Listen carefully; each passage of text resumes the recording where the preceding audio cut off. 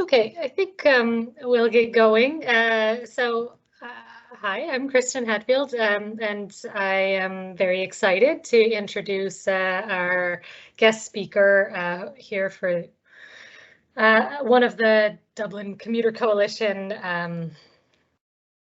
seminar series, which is Professor Clare Kelly. She is a professor in psychology at Trinity College Dublin and also, I guess, a sustainable transport advocate. I don't know, maybe that's too strong. Anyway, I'll pass over to you, Clare. Just to say to everybody first that we are recording this meeting for the Commuter Coalition members after to be able to access. And also, if you have any questions, please do just type them in the chat, and at the end, then I'll moderate the questions for Clare. Okay. Great, thanks so much, Kristin. So I will share my screen. And should be it.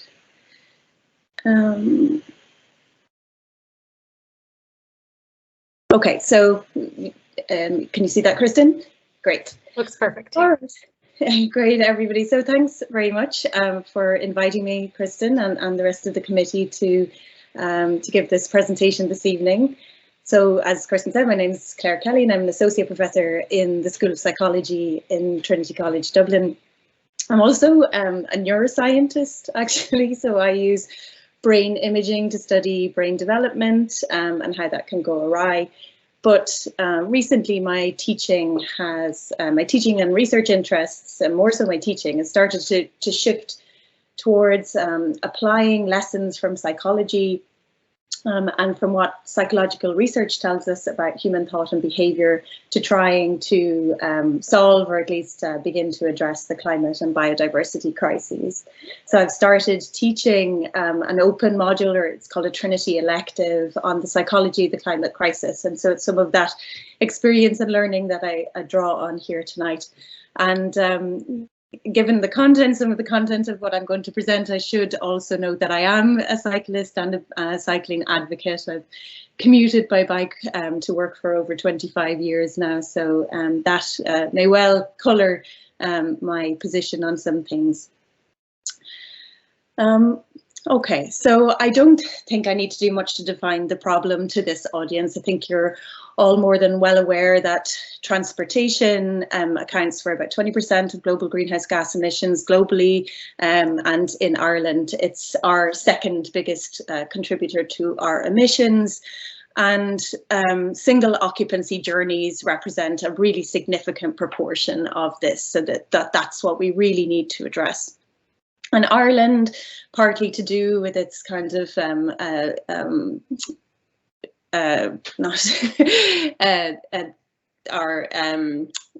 population distribution, sorry, our sparse distribution. It was the word sparse that had disappeared for me. We are very, very car dependent in Ireland.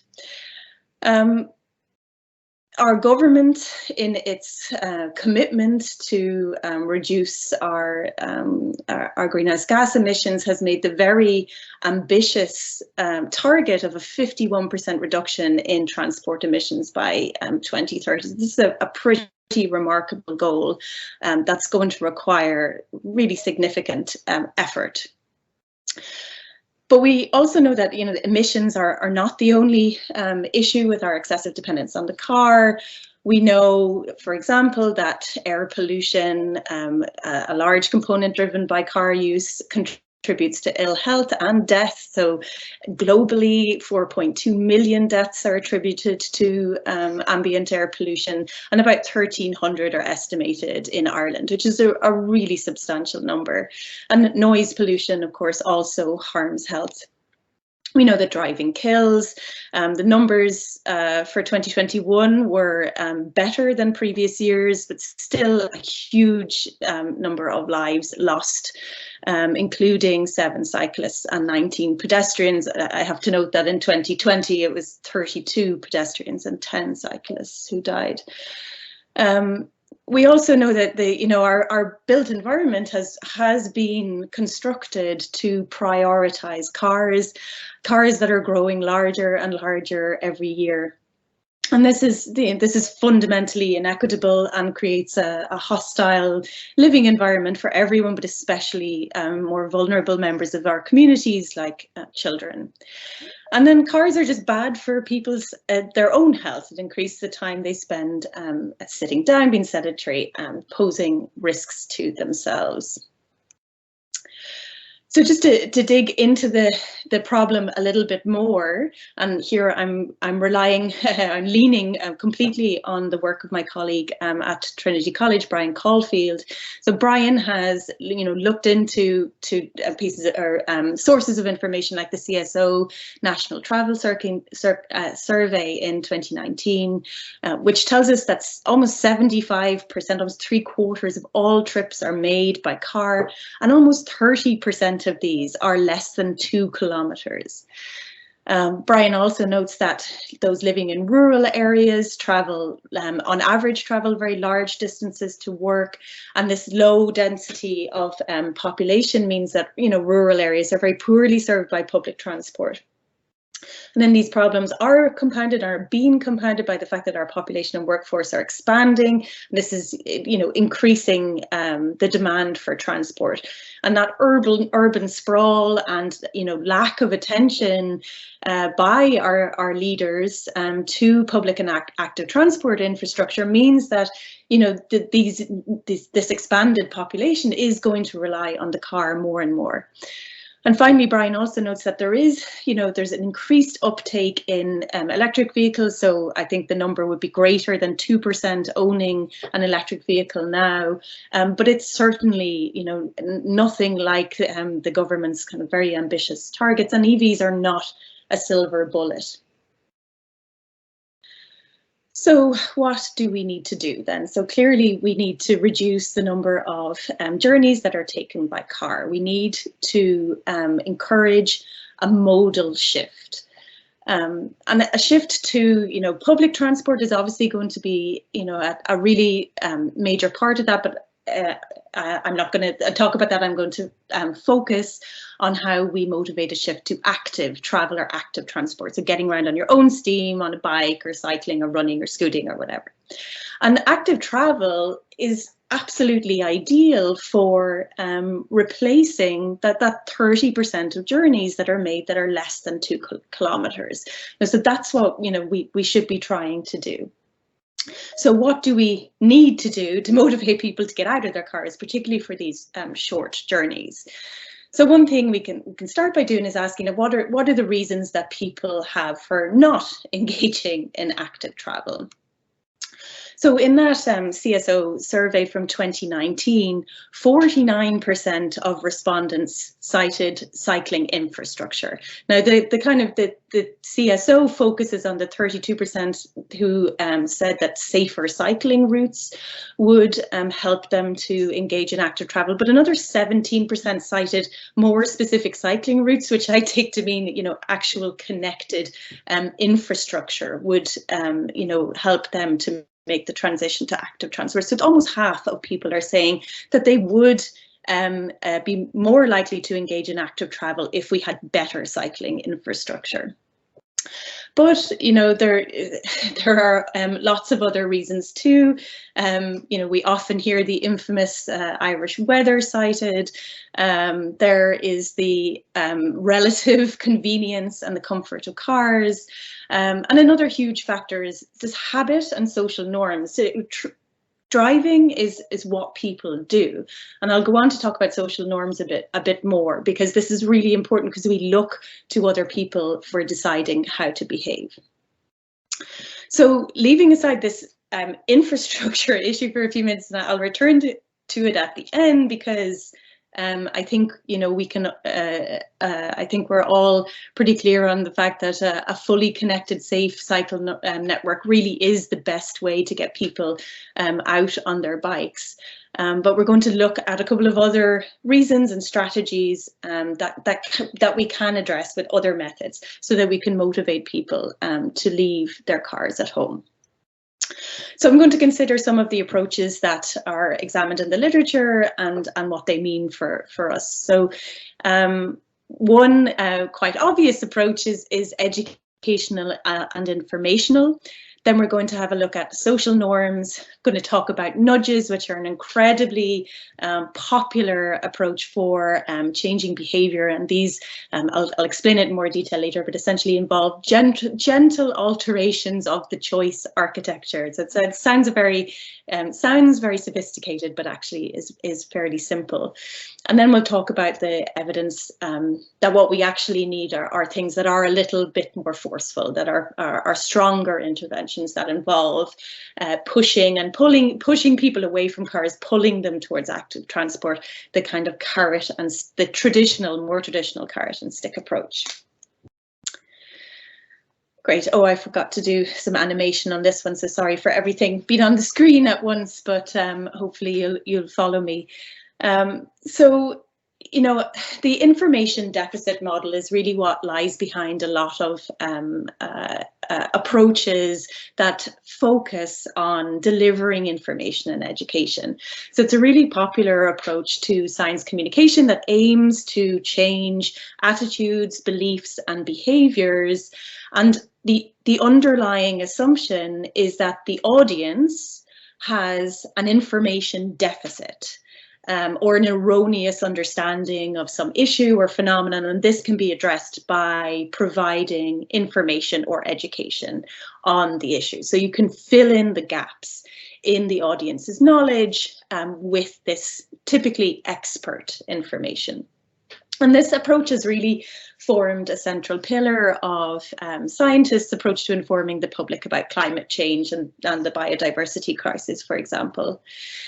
And that central idea is if you can fill the gap or address the deficit, and typically that's through the provision of kind of more and better information, then you will be able to foster a change in attitudes, beliefs, and behaviours. People will kind of see the light. The facts will speak for themselves, and once they've had that correct information pointed out to them, they will behave accordingly. So I think we can all sympathize with this approach, because I think we all engage in it every day, right? Whenever we meet somebody who has a different viewpoint to us, we usually engage in some sort of persuasive argument where we refer to data. And so if we think about when, you know, we might discuss why somebody is driving and trying to prompt them to take up active transport, and they're arguing back with their various motivations, like the fact that it's you know, wet and miserable in Ireland all the time, and we might, you know, immediately fact check that. We talk about how you know, the weather actually isn't that bad in Ireland. The data tell us that it only rains 151 days a year on the east and southeast coast, and while it does tend to rain a little bit more in Galway, it should not be the barrier that people cite, because after all, we're not made of sugar, and there's no such thing as bad weather, just bad clothes. And if you Google, you know, why bike instead of driving, you'll find, you know, loads and loads of pages of well-written, really evidence-based lists that lay out an argument for cycling rather than driving, and point to essentially irrefutable data on things like the cost of purchasing and running and maintaining a car relative to a bike, the time wasted in traffic, the relative benefits, you know, of cycling for your health, like the mental health benefit of engaging in exercise and not being stuck in traffic, the physical benefits, the environmental impacts, and the impact on children and other groups. These are, you know, all data that we can appeal to when we're making this argument. But what essentially decades of research now shows is that this information deficit model is inaccurate. The mere presentation of information or education generally fails to significantly change attitudes, beliefs, and behaviour. And one of the reasons is that one of the kind of key flaws of this model is that it assumes that humans are homogeneous, that they are a bunch of, they're all the same, and they're a bunch of entirely rational actors who will, for whom the provision of information, particularly information that relates to their self-interest, like the financial cost of driving versus cycling, that this provision of information and data will change hearts and minds. And I'm sure you all have had the first-hand experience of the failure of this model, whether it's in the context of driving versus cycling, or vaccination, any mask wearing, any of the hot topics that people argue about these days, and where the person that you're arguing with simply will not budge on their perspective, regardless of the data and the facts that you present to them. So what does this mean? So one thing that I think that we need to recognize, and I know that the hashtag not all drivers will elicit some scorn, but this is true. Not all drivers are the same. And so if we're to be successful in helping some drivers, at least some drivers, to transition away from the cars, or to use their cars less, especially for these short journeys of less than 2 kilometers, we really need to figure out which drivers are more amenable to this shift, and then focus our efforts and communications on them. And we know from other areas of research, so that this is a really important strategy. So, for example, on the question of climate change attitudes and beliefs, there's been a huge research project based at Yale University in the States that's shown that the public can be segmented into different groups on the basis of their beliefs and attitudes and motivation to act with respect to climate. So they've identified 6 different climate change audiences who go from the least concerned to the most concerned, and the least motivated to the most motivated. And so you'll have these different groups, like the dismissive, the doubtful, the disengaged, the cautious, the concerned, and the alarmed. And as you can imagine, the kind of message on climate action that you might target at the concerned, who agree that that human caused climate change is happening, but feel that the kind of the impacts and the threats are distant in time and space. So it's not really a big priority for them. So the message that you target at those is going to be very different from the message that you target, if you bother targeting any message at all. It's something like the dismissive. So similarly, if we have somebody who, like the first image on the left here, so somebody who's a real car lover, for whom driving and cars is essentially part of their identity. They've spent lots of money on their dream vehicle, which they keep shiny and clean, and they love driving around, even sitting in traffic, as long as they're in their car. They're going to be quite a hard sell on the shift to active transport. Similarly, a busy parent who needs to shuttle 3 kids around to various extracurricular activities, their motivations for engaging in that are going to be quite different from that first person, and then different again from perhaps an older person who uses the car to pop out to the shops. So, one of the challenges that we need to address is, how do we determine these different groups? Like, what are the demographic or behavioural indicators that predict membership in each of these groups? And then how can we target the information and message accordingly? But this idea of segments and groups brings me to kind of a really important lesson from social psychology, and it's the reason that information deficit model fails, even when we can successfully identify the groups that we need to target. And that's the fact that these social groups that we are all allied with, So if you can reflect on the ways that you might think of yourself, or the different social groups that you might see yourself as aligned with, whether it's being a cyclist or a driver, a parent, a Dublin fan, an environmentalist, a movie buff, an architect, a nonconformist, foodie, gardener, whatever.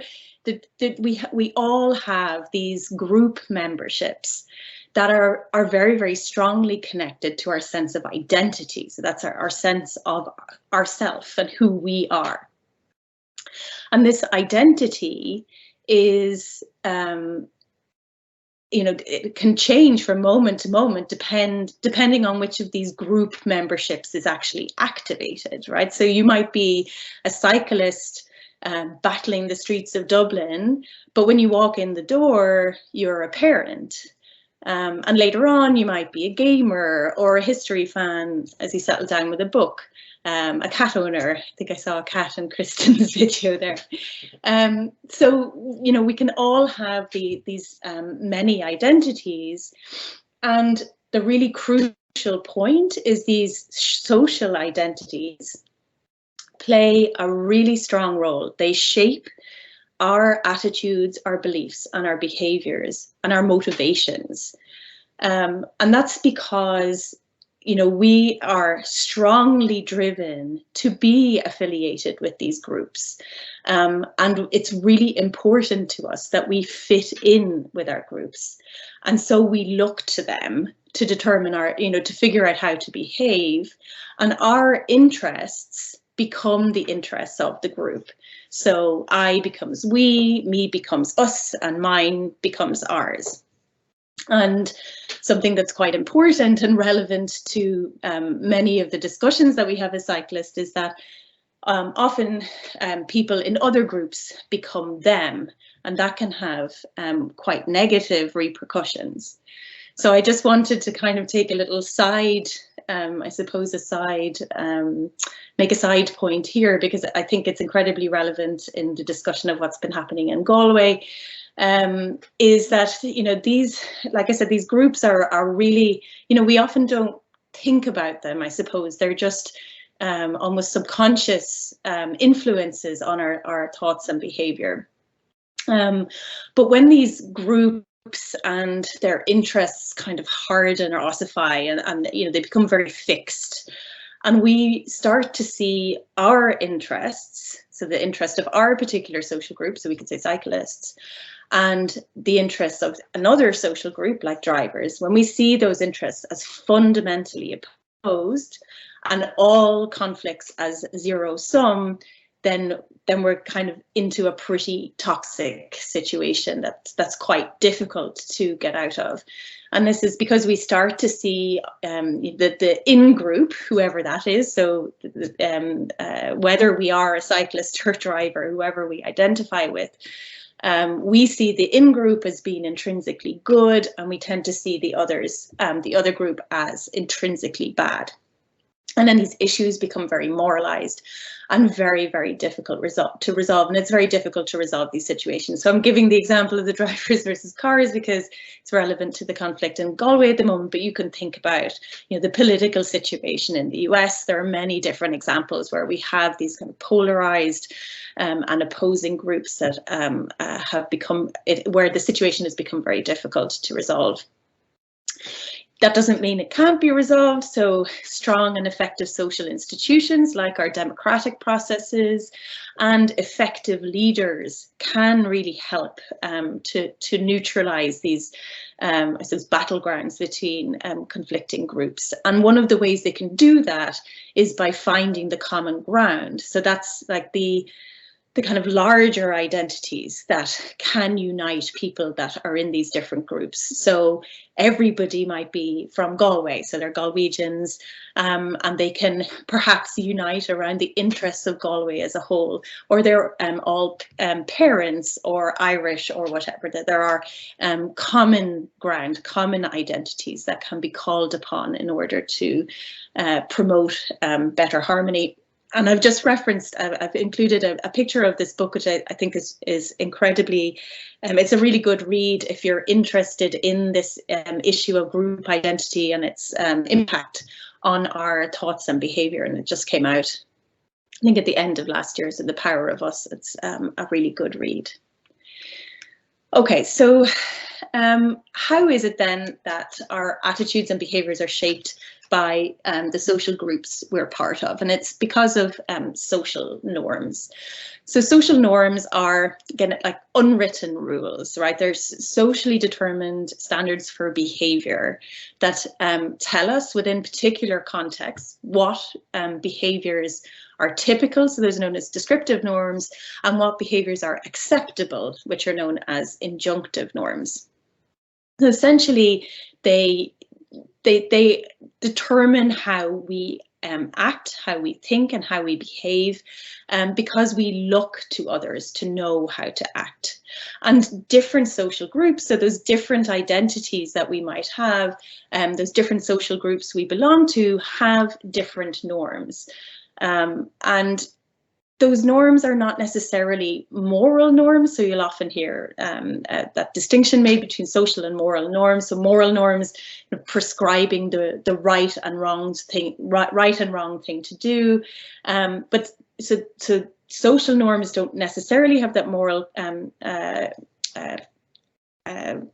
piece to them, but they can have an evaluative quality. So failing to comply with social norms can elicit negative evaluation and sanctions like social exclusion. So if you don't comply with the way that other people in your social group act, then you can kind of become outcast by that particular group.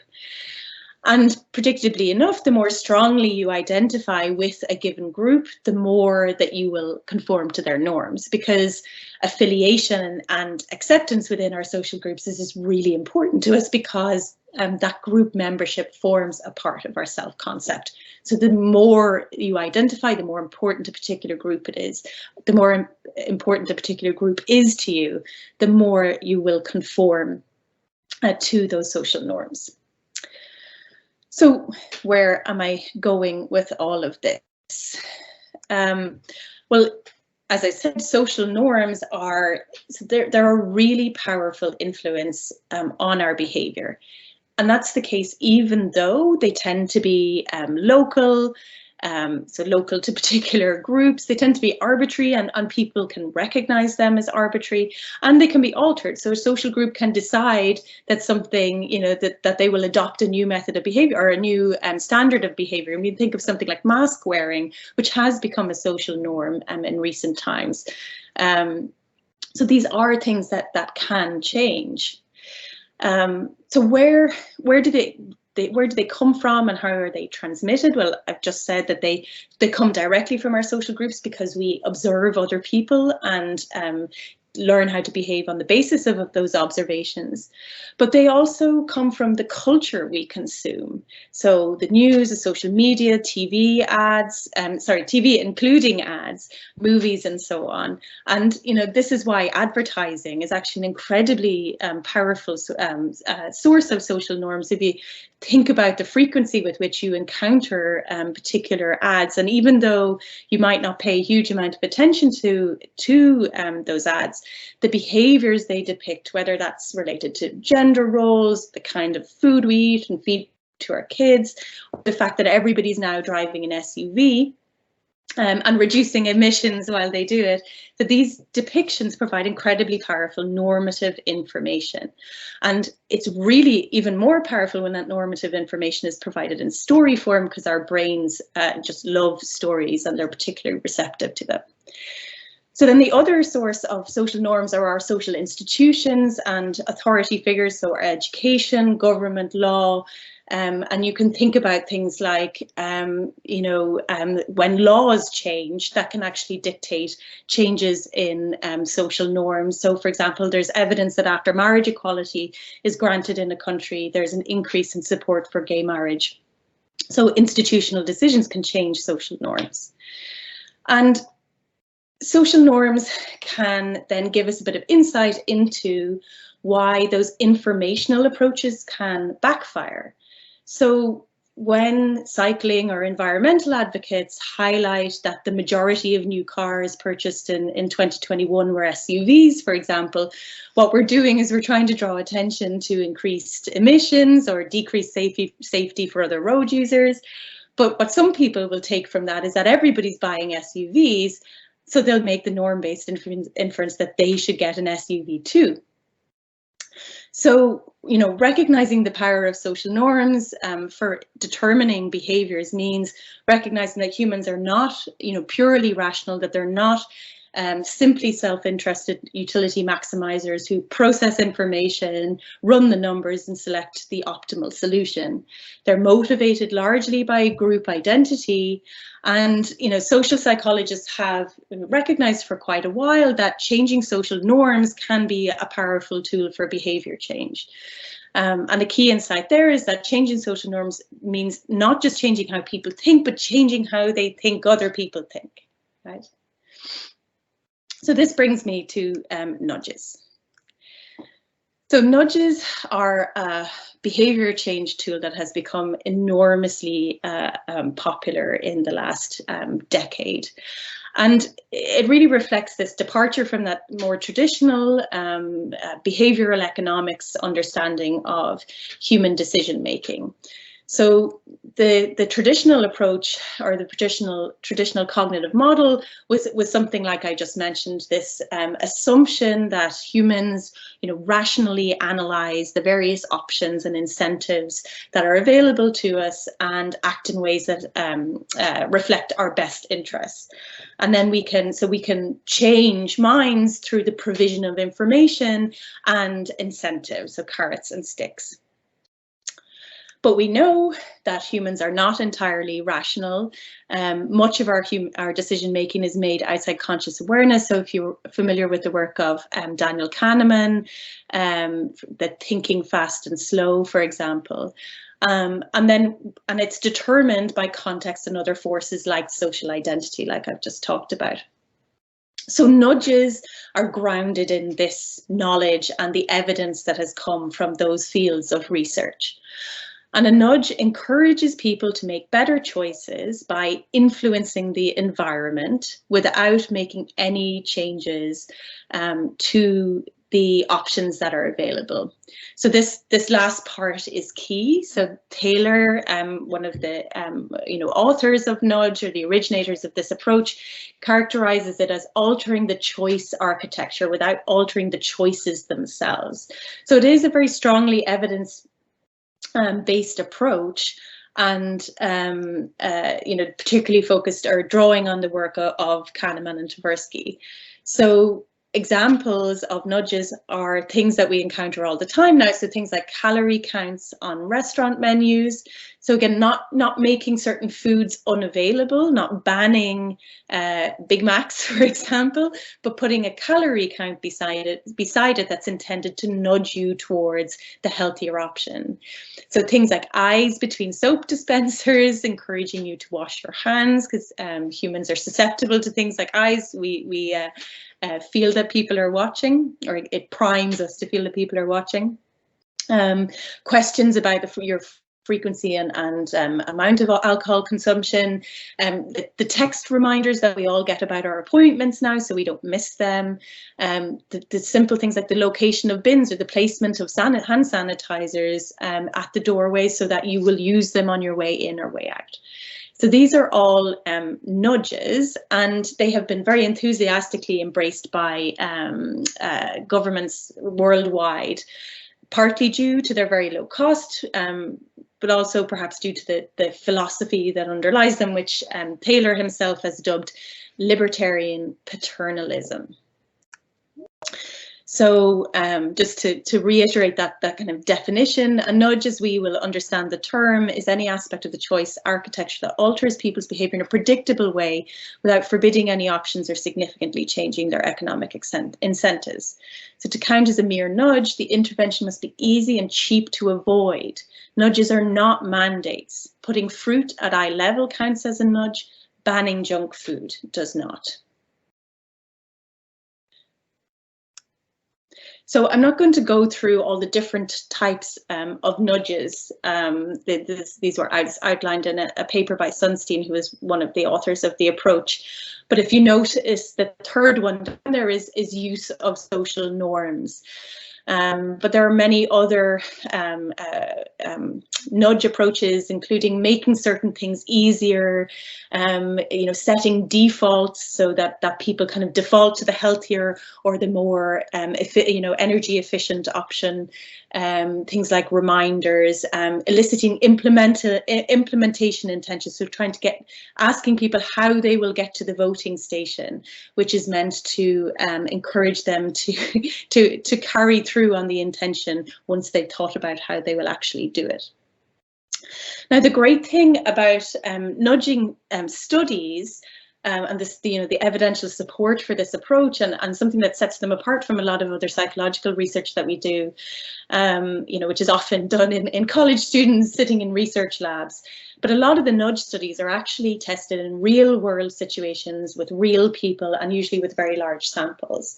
And there's been quite a large number of studies now that really support the efficacy of nudges. One key area where they have been shown to be effective is in sustainable behaviour. So for example, because this is a behavioural economics approach, it's often analysed in terms of the kind of cost-benefit ratio and the gain or the money saved by engaging or using a nudge-based intervention relative to more traditional kind of incentives.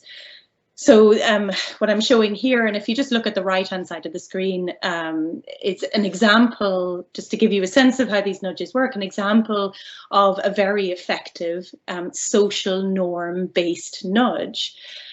So what is a study by Alcott and colleagues. So what they looked at was an independent energy provider, utility company in the US.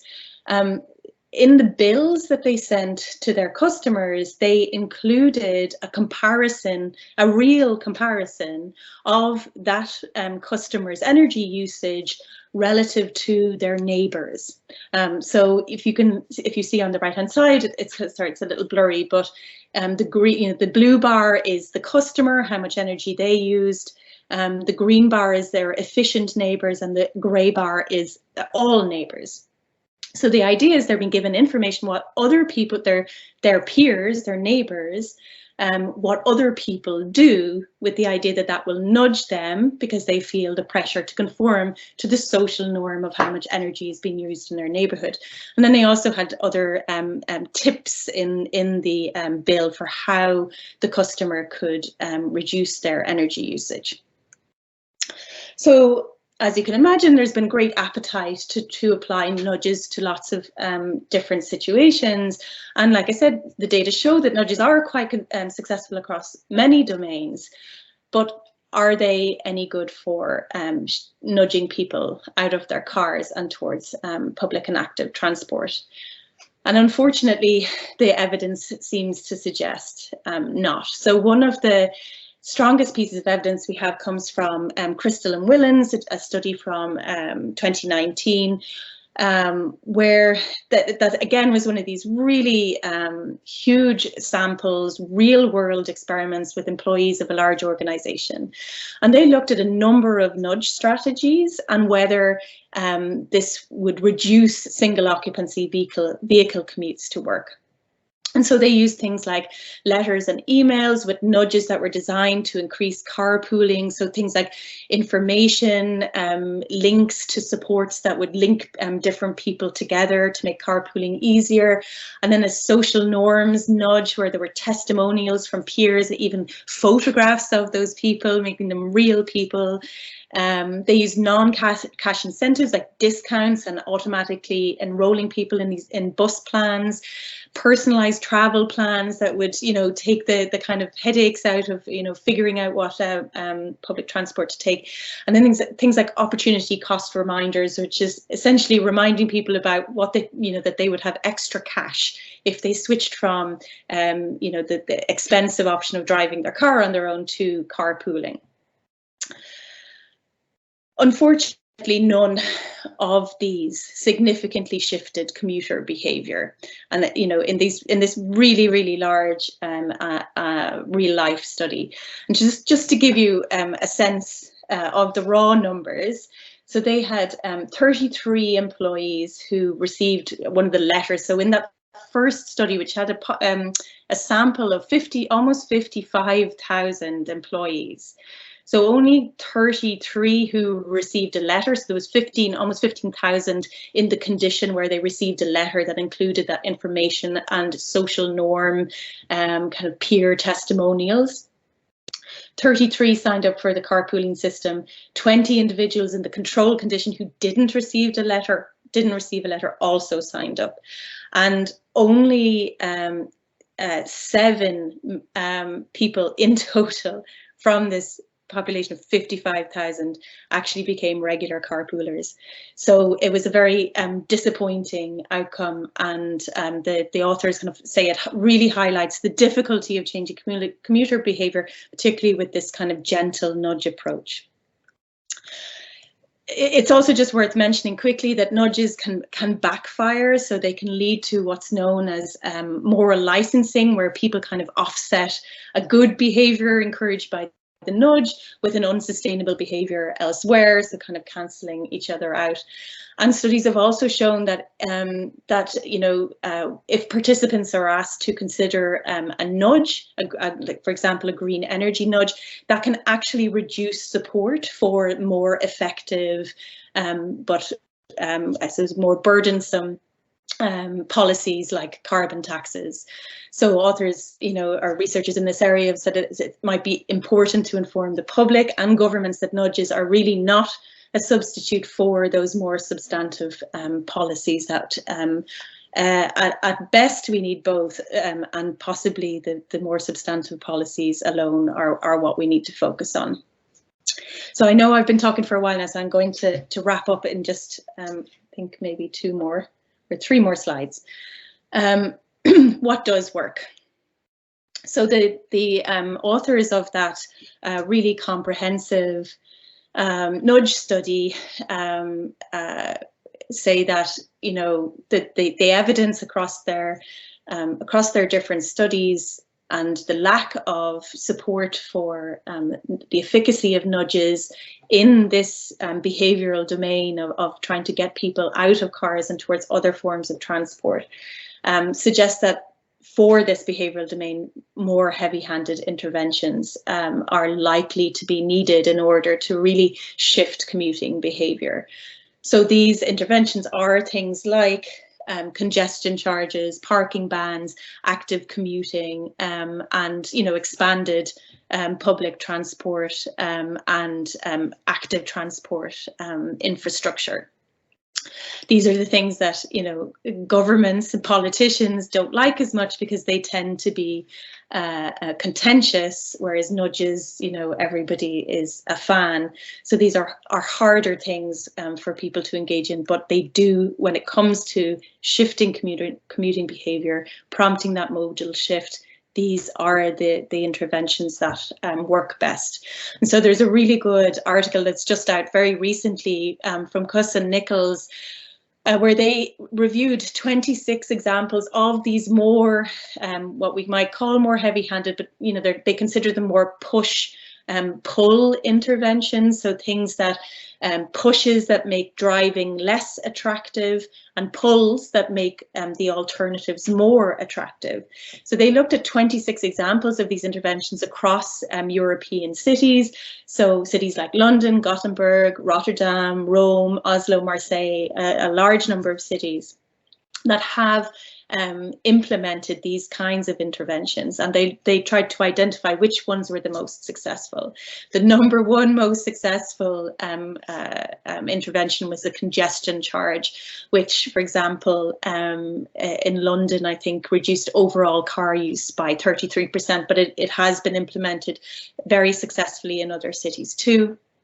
Other effective approaches were the limited traffic zones, what was called parking and traffic control, so introducing car-free streets, taking away parking spaces, building bike infrastructure.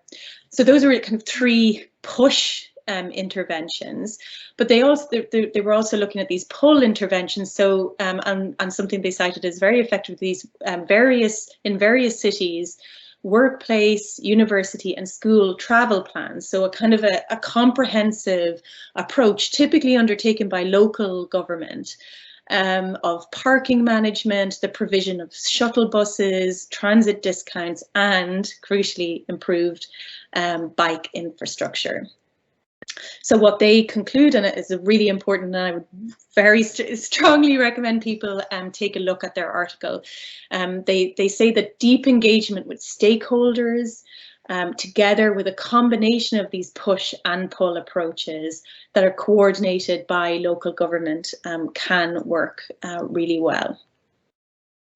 So just before I end, I want to go back to that national travel survey where about half cited cycling infrastructure as something that was needed to encourage cycling. The results of there was a Bike Life 2019 Dublin Metropolitan Area survey that found that 21% of adults in Dublin don't cycle and would like to. And, you know, also note that children represent 1/5 of the Irish population, and they constitute another enormous unmet need and a huge contributor to our traffic, as literally hundreds of thousands of children are driven, you know, a couple of kilometres to and from school every day, which negatively affects their health through a lot of different routes, but also their autonomy and independence. We desperately need safe cycling infrastructure. We also need low traffic neighbourhoods. So again, these push interventions where things like bollards, planters, cameras are used to remove through traffic from neighbourhoods, retaining, you know, local access to homes, but people cannot drive through these areas. And this was a really good editorial in the British Medical Journal, really laying out the evidence. And again, I wanted to just highlight a couple of really significant pieces of information, relevant in some of the current debates that we're having. So after implementation, this was in a particular borough of London, residents increased their walking and cycling relative to people living out elsewhere in outer London by 115 minutes for walking and 20 minutes for cycling after 3 years. The effects were several times larger in areas that than in areas that only received a single intervention like cycle tracks. So we need multiple interventions. And this is really important, and I hope people in Galway are listening.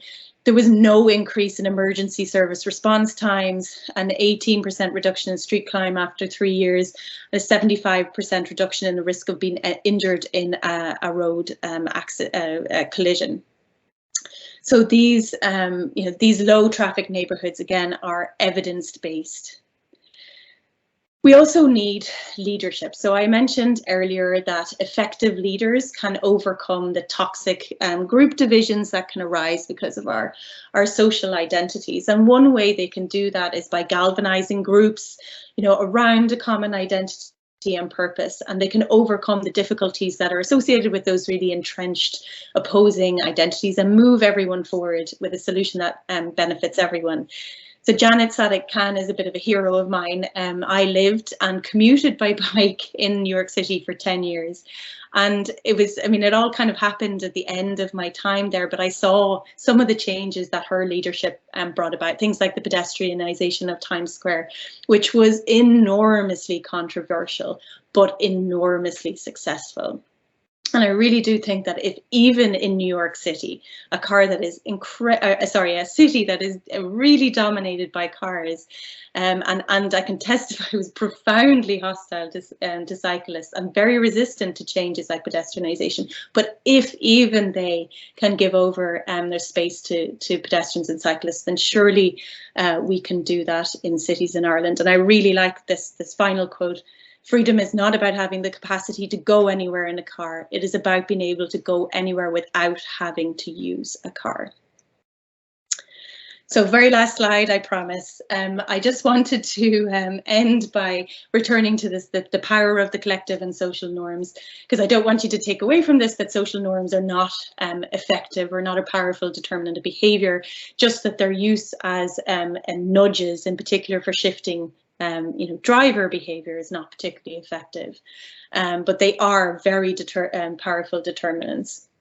The simple fact is that one of the greatest disincentives to active transport, and in particular cycling, is safety. So we desperately need comprehensive and fully connected bike network. It is no good if it is not fully connected, because that means that our children, only road warriors can really transition between bits of disconnected infrastructure. We need a fully joined up network. But even with good cycling infrastructure, people can need a little bit of social pressure to use it.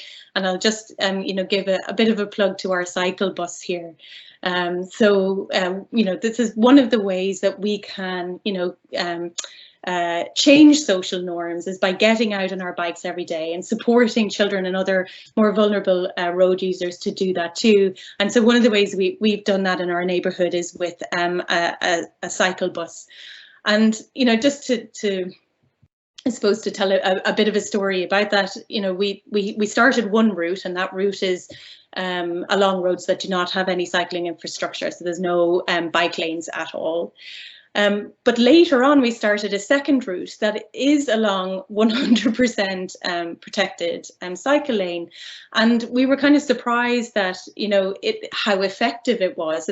The cycle bus starting the cycle. So even though people did already have access to the cycling infrastructure, the kids themselves got, they saw that their other friends were getting to cycle to school.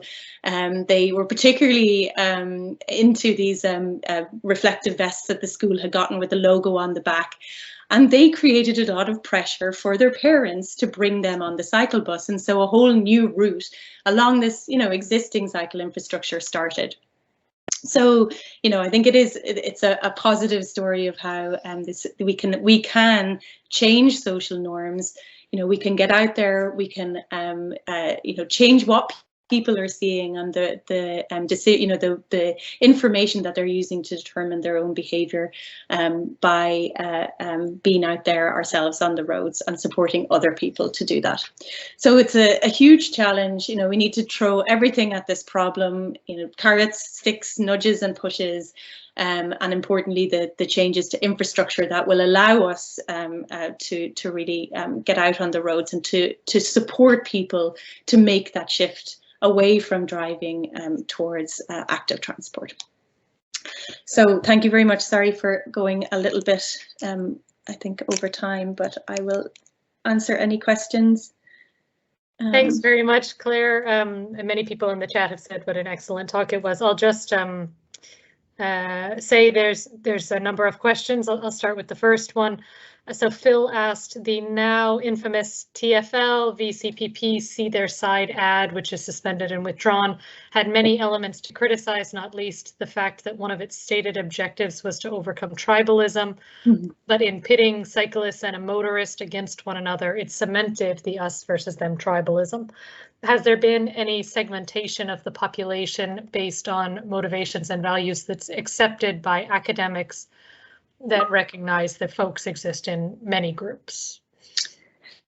Yeah, I mean, so I don't know of any with regard to active transport, I have to say, and that doesn't mean they don't exist. It's just that I'm not, like I admitted at the beginning, this is not my field of research. So it is possible that stuff exists out there that I don't know about. But there is the 6 climate audiences. Yeah, I mean, I kind of only vaguely remember that ad that you're talking about, and clearly it did not, it aimed to do one thing and it actually backfired. So it just shows you, I mean, I think perhaps engaging with the actual communities that are trying to be that are trying to be bridged there is incredibly important, so that you don't end up with, like you say, only cementing conflict between them. But yeah, so in terms of the segmentation, I know about the 6 climate audiences. I don't know of active transport related ones. Okay, and Simon asks, with the smoking ban, we didn't try to nudge more and more people not to smoke indoors. You know, it was a clear ban. Mm-hmm. How do we convince councillors and TDs to take the bigger steps here? Yeah, I mean, I suppose engaging in conversations with them, but I mean, we have to, you know, remember that then transmitting information, just, you know, and having a presenting them with these data is not necessarily going to convince them. So we have to find these common concerns, right, and emphasize that it's not a zero sum game, that the ways in which all aspects of a community can benefit from the kinds of changes that we were advocating for. And that may take some time, but I think, you know, groups like this, the kinds of public discussions that we're starting to have, looking to other European cities. I mean, so I think that, like I said, that paper I talked about at the end that looked at 26 different interventions across European cities, and we can create some social norm pressure on our public representatives to keep up with Europe.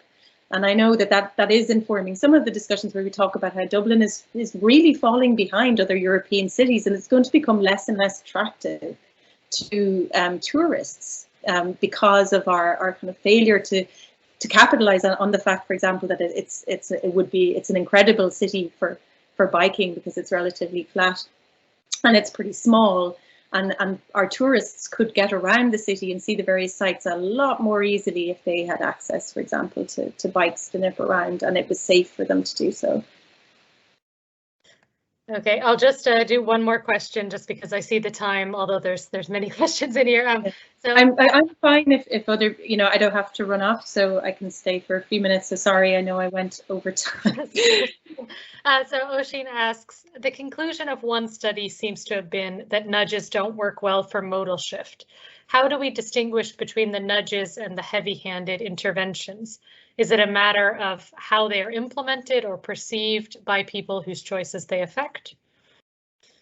Yeah, so the authors of Nudge have a quite clear definition on what a nudge is and what a nudge isn't. So they say that a nudge should not change the choices that are available. So any kinds of ban or those more what we'll call heavy-handed changes are obviously changing the choices that are available, so they don't count as nudges. So nudges are these very simple kind of environmental manipulations. So I mean, you could think of where cycling infrastructure doesn't necessarily affect the drivers, then that would be more like a nudge, right? Because they're not having their choice affected in any way. There's simply another choice, and we can use social norms to nudge people towards using the cycling infrastructure. But where there's something that the kinds of ideas of congestion charging or low emission vehicle zones and those kinds of exclusions, and then that's more heavy-handed than a nudge. Okay, thank you. Okay, and then sure, there's one more question, so I'll ask. Phil asked another question, which is, what suggestions are there to get our leaders to implement some of the push/shove heavy-handed interventions routinely and without resorting to appeals or to judges?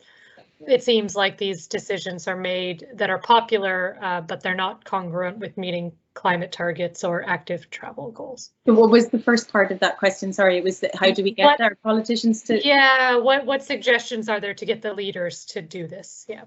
Yeah, so I mean, I guess that, like I just said, trying to exert some social norm or peer pressure on them about what our European peers are up to and how we're falling behind on that would be one way. And emphasizing the gains you know, so there's lots of different things that play a role, I suppose, in people's perception of these gains, and our politicians infamously tend to emphasize the short term over the long term. So they care much more about getting voted in again than, you know, the long term state of our environment and the threat of climate change and so on. So, you know, we need to, I suppose, draw attention to where we're seeing the impact of climate already, our need to mitigate those impacts as quickly as it can, and how things like, you know, prompting this modal shift is really required. I mean, I'd love to hear somebody explain how we're going to hit those emissions reductions targets without massive changes in our driving culture and our reliance on vehicles. I think that, I suppose, yeah, continuing to put pressure on our representatives by writing to them, being active in groups like this, and being out there cycling and supporting others to cycle there's some of the ways that we can do that. Awesome. Thanks, Claire. Yeah, Gary said maybe nudges work on the politicians. Well, yeah, you know, so I think everything. I suppose at the end of the day, we should take all strategies. Everything is worth trying, right? So. I'm not sure, Oisín, I'm not sure painted cycle lanes would be nudges, but I think, yeah, it's the need for safe cycling infrastructure, I suppose, is the thing that is clearest to me, both as a cyclist and a parent, myself as a cycle bus organizer. And then as a reader of the literature and data, and on what people are telling our government would help them to make that shift. Awesome. Yeah, so some people were just asking for the papers, but it seems like they've been shared. So I think that's all for the questions. If anyone has any further burning questions, I'm sure you can email Claire. Yeah. Absolutely. Yeah, do you find me? I'll put my my email in the chat. Thanks, Claire. And I just want to say a huge thank you for taking an hour in your evening or a bit more to give this talk to us. Really very appreciated, and it was it was a great talk. A lot of food for thought. So. Thanks all for coming, and thanks, Claire, for giving the talk. Okay, thank you everybody. Thank you. If people want to stick around, we can have a chat afterwards. There's no pressure. I can stop recording and we can just have a less formal chat.